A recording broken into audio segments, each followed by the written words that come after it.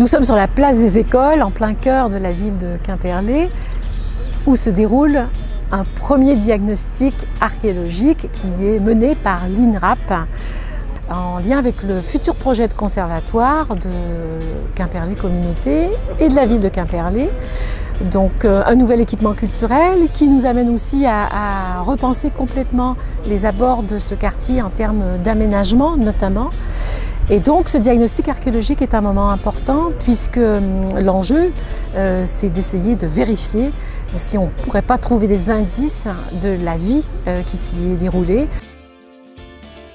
Un diagnostic archéologique est une évaluation du potentiel archéologique sur un site. Et l'archéologie préventive intervient avant une construction, avant un projet immobilier en général. L'ensemble du secteur va être impacté par la construction du nouveau bâtiment du conservatoire de musique et de danse. Mais avant la réalisation de ces travaux, il est nécessaire de savoir s'il y a des vestiges archéologiques qui pourraient être détruits par ce projet.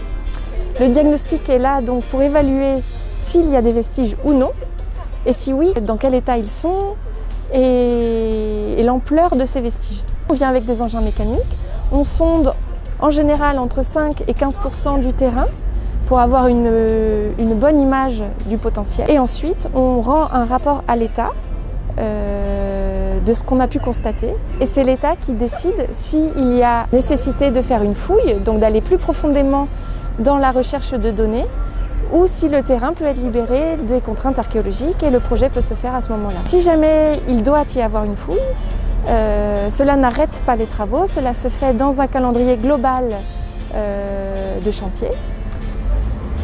Et une fois la fouille faite, le projet pourra quand même se faire.